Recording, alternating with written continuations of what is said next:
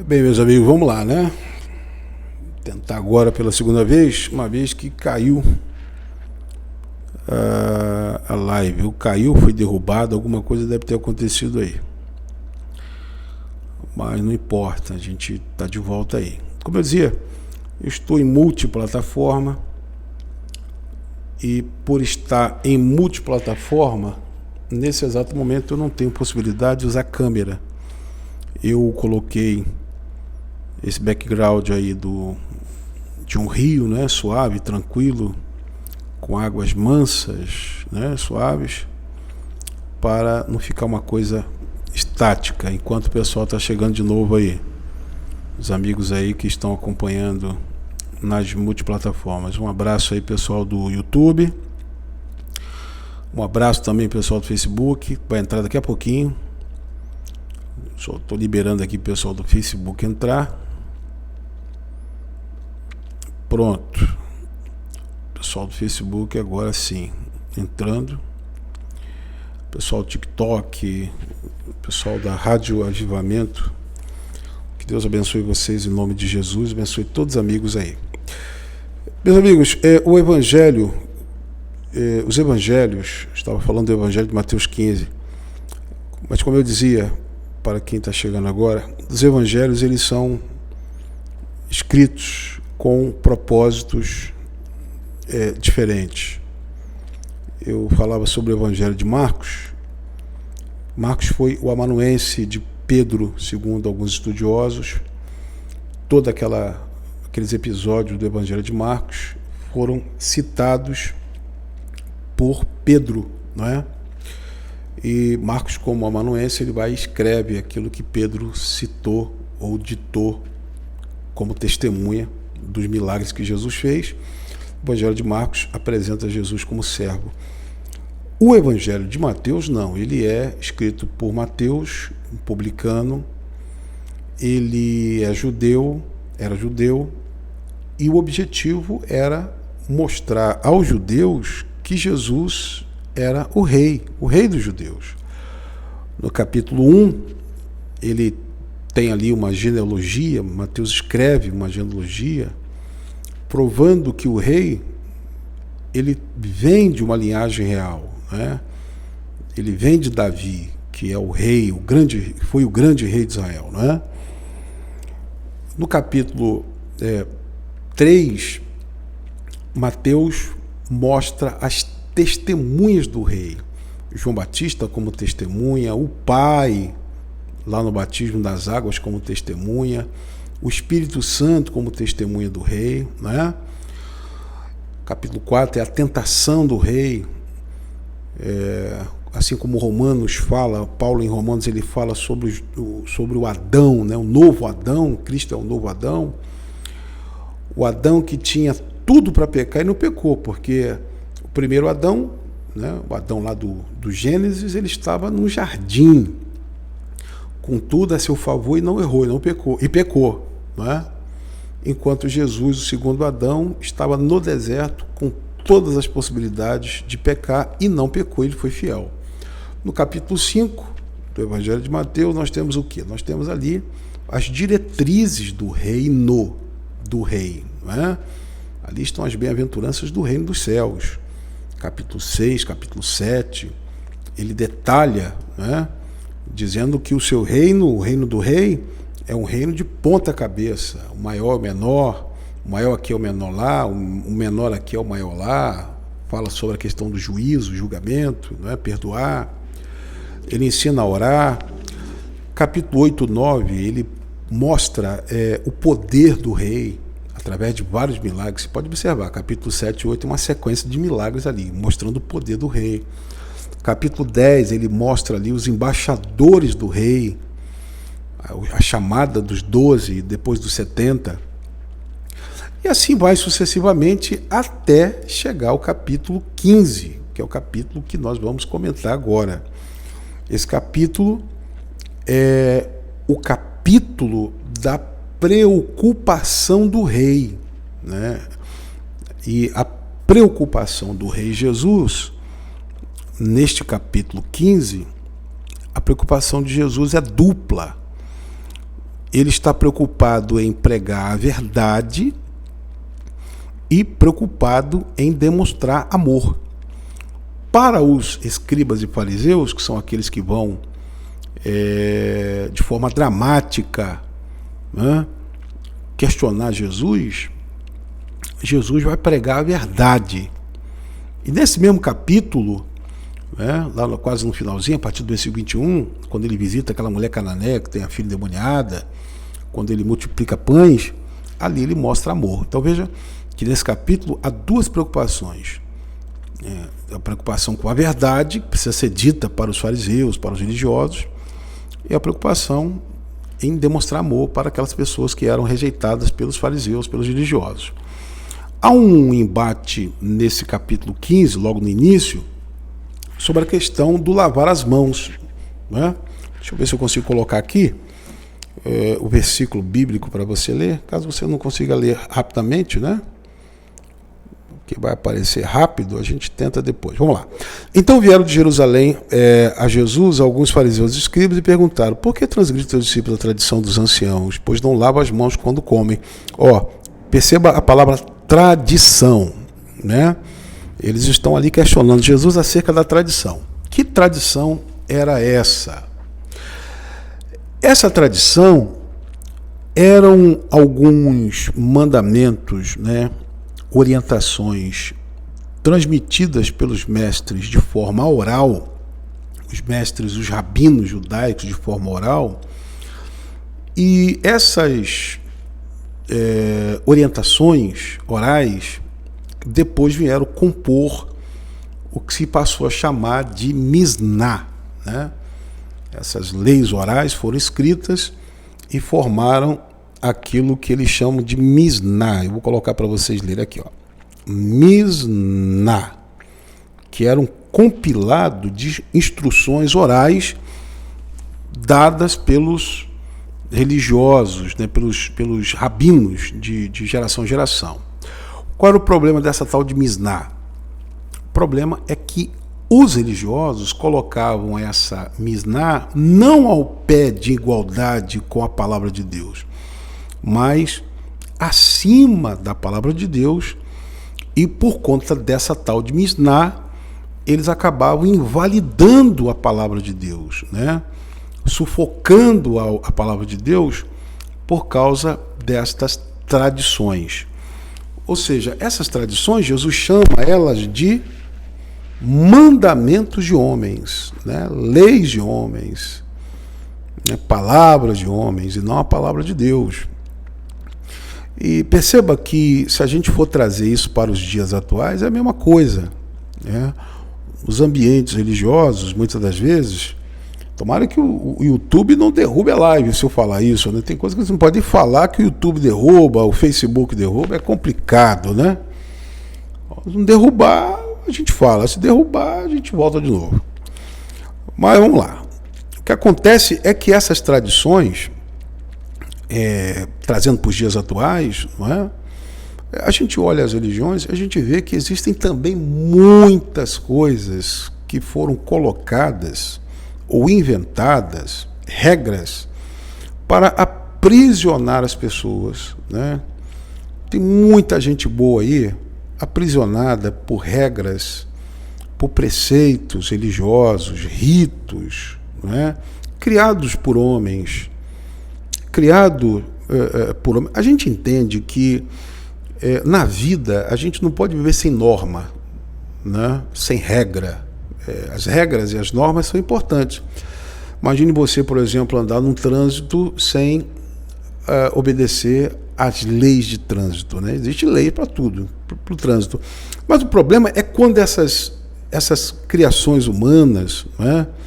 Essas invencionices humanas, elas acabam sufocando a alma da pessoa.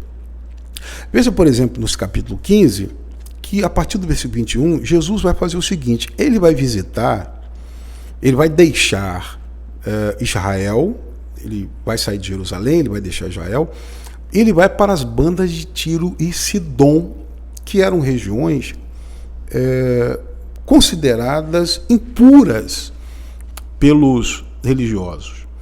E ele vai se encontrar com uma endemoniada, né? Uma mulher que tem uma filha endemoniada.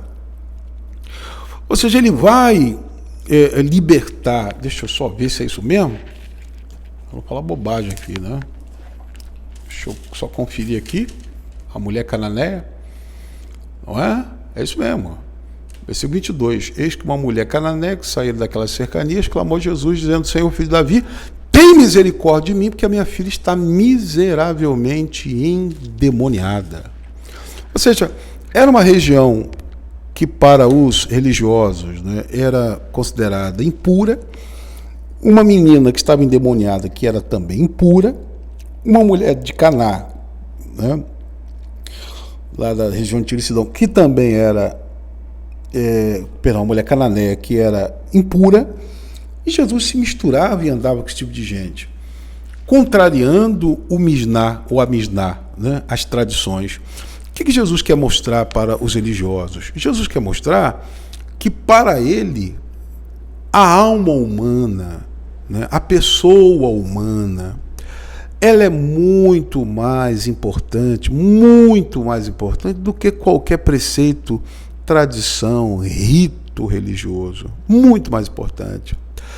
O evangelho de Mateus e os demais evangelhos vão deixar isso muito claro, que o rei Jesus, ele está preocupado com as pessoas. Ele não está preocupado com ritos e rituais e um monte de mandamentos criados por pessoas. Aliás, se você ler o Evangelho de João, capítulo 4, lá no início do capítulo 4, está escrito lá que era necessário, versículo 3, né? Era necessário para Jesus passar em Samaria, por conta de uma mulher samaritana. Havia uma série de regras religiosas que impedia os rabinos de entrarem em Samaria. E como muita gente via Jesus como rabino, né, como mestre, não como Deus, para eles era um absurdo Jesus entrar em Samaria. Mas Jesus vai quebrando uma série de regras para alcançar a alma da mulher samaritana. Primeiro, ele quebra a regra geográfica, ele vai até Samaria. Depois, ele quebra uma regra social. Um judeu jamais poderia, principalmente rabino, jamais poderia conversar com uma mulher sozinho, em público, e ele vai lá conversar com a mulher samaritana no poço, não é? Ele vai quebrando várias regras para chegar até a alma daquela mulher. Perceba então que para Jesus, né, e para os evangelistas, as pessoas eram mais importantes do que qualquer tipo de ritual, dogma, tradição religiosa. Isso é importante para hoje. Muito importante, muito importante.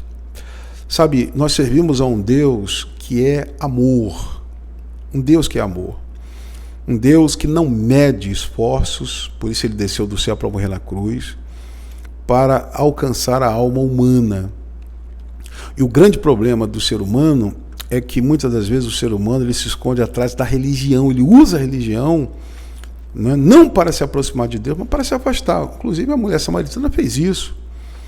Quando Jesus pede a ela, dá-me de beber, ela diz para Jesus, né, como sendo tu judeu, pedes a beber a mim que sou mulher samaritana, não é?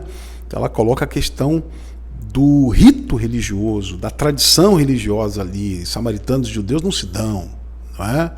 Jesus sabia que ela tinha uma sede muito maior, que a religião não podia preencher, nem os homens com quem ela havia se envolvido podia preencher. Ele estava interessado naquela alma.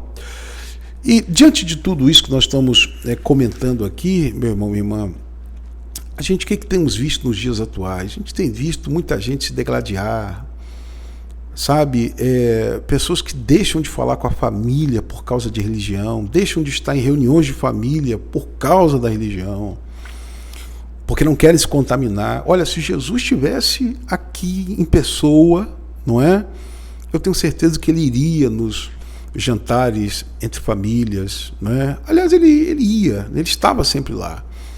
Não é? Mas os religiosos, ou as tradições religiosas, têm separado pessoas, têm separado famílias, filhos que não vão ver os pais. Inclusive, nesse próprio capítulo 15, os religiosos daquela época usavam uma desculpa para não honrar os pais. No versículo 4 e 6, a tal da prática do corbã. Jesus vai falar disso para com eles, né? Deixa eu colocar aqui para ver se aparece. Aqui, ó. Ele, porém, lhe respondeu: por que transgredir vós também o mandamento de Deus? Por causa da vossa tradição, porque Deus ordenou: honra o teu pai e tua mãe, e quem maldisser o pai e a mãe será punido de morte. Mas vós dizeis: se alguém disser ao pai e à mãe, é oferta ao Senhor aquilo que poderia aproveitar de mim, deixa-me ver aqui, e assim invalidaste pela vossa tradição o mandamento de Deus. Era a tal da prática da corbã. O que se baseava essa prática, né? Essa prática era o seguinte: a palavra hebraica que significava corbã, o que a gente pode traduzir como corbã, era o tal de um presente. Quando eles queriam fugir da responsabilidade financeira, por exemplo, de sustentar pai e mãe, eles diziam que o dinheiro que eles tinham era um presente para Deus, não é? É mais ou menos o que acontece hoje. Quantas pessoas por aí que deixam faltar tudo dentro de casa, mas não falta na igreja, não é? Já percebeu isso? A pessoa deixa faltar comida em casa, não tem absolutamente nada em casa, mas não deixa faltar na igreja, né? Com essa desculpa. Inclusive eu lembro de um advogado há muitos anos atrás, acho que ano de 2005, 2006, eu estava indo para uma audiência, eu pertencia a um grande ministério, não vou citar nomes aqui, mas eu pertencia a um grande ministério, e alguém havia doado a casa para a igreja, não é?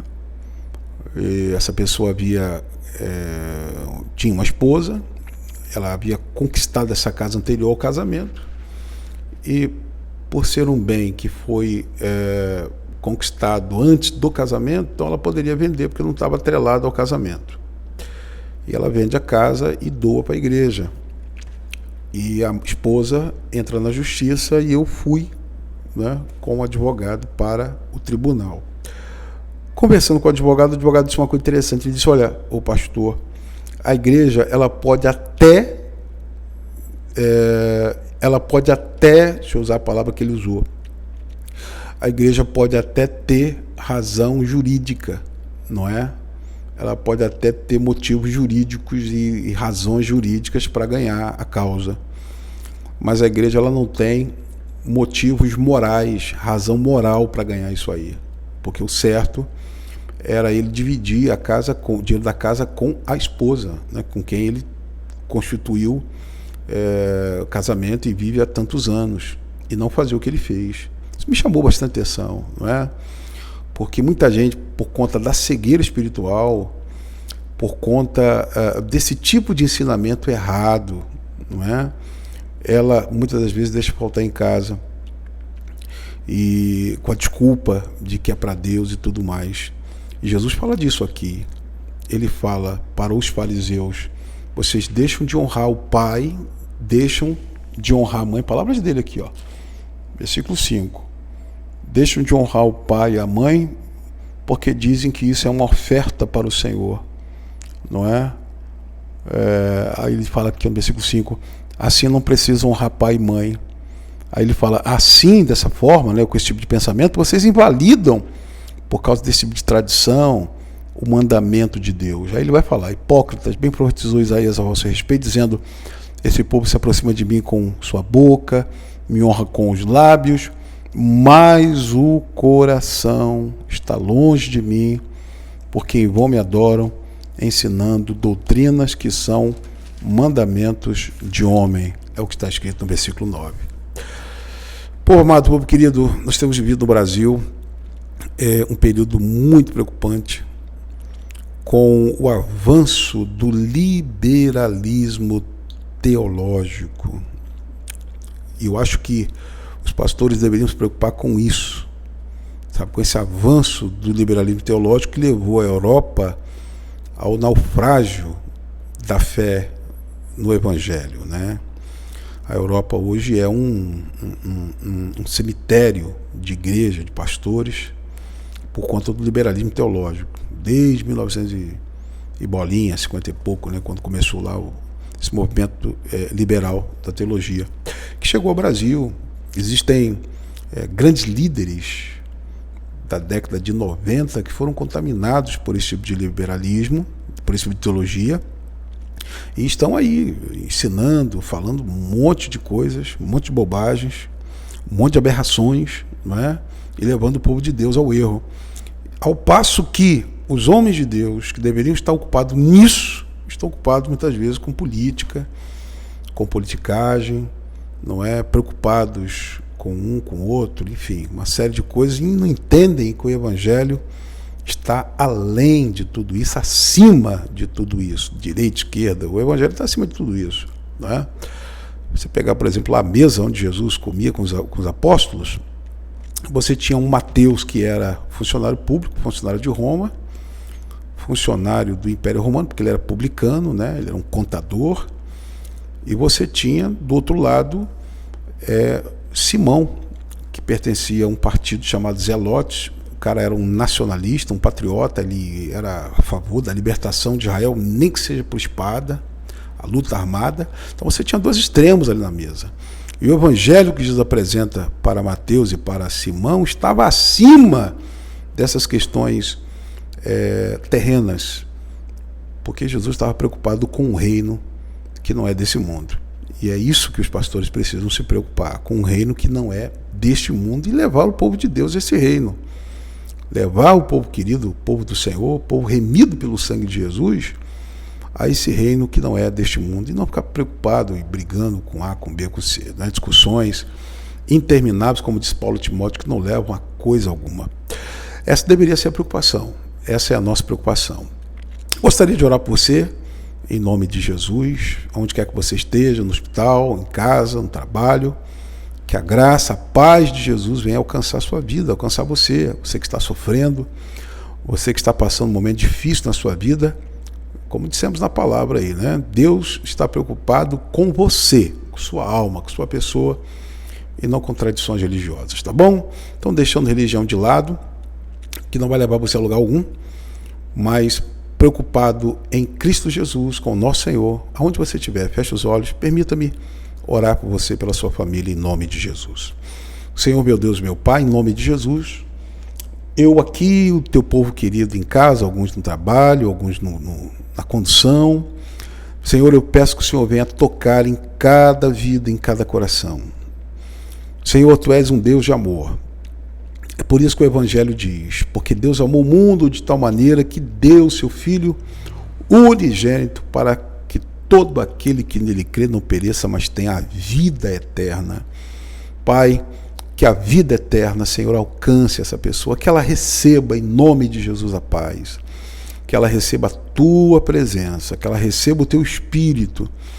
Se o coração dela estiver aflito, preocupado com alguma coisa, que o Senhor venha colocar a paz do teu Espírito no coração dela e abençoá-la de forma graciosa e poderosa. Senhor, eu entrego essas pessoas em suas mãos, cada uma delas. Se ela estiver afastada dos teus caminhos, que ela possa voltar, Senhor. Que ela venha abrir o coração e entregar a ti a alma, porque por essa alma foi porque o Senhor morreu. Eu entrego tudo em suas mãos. Te agradeço em nome do Pai, do Filho e do Espírito Santo. Quem crê, diga amém.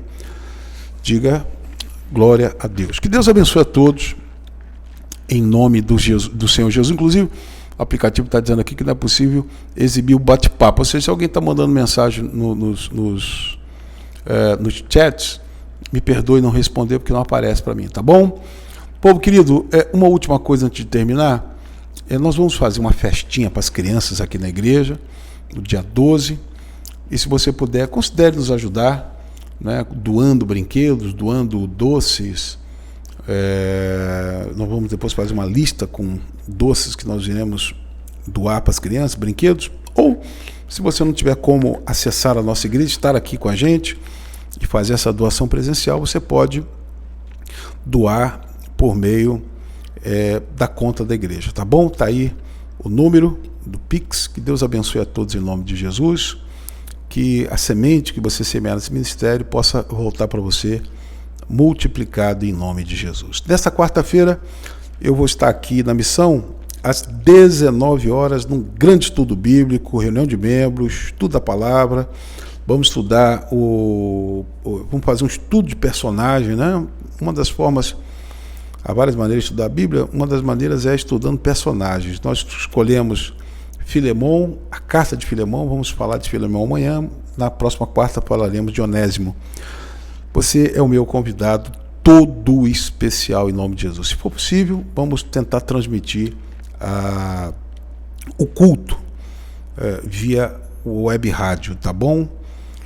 Depois vamos deixar o link para você poder acessar. Que o Espírito Santo abençoe. A todos, obrigado pela atenção e até uma próxima, em nome de Jesus.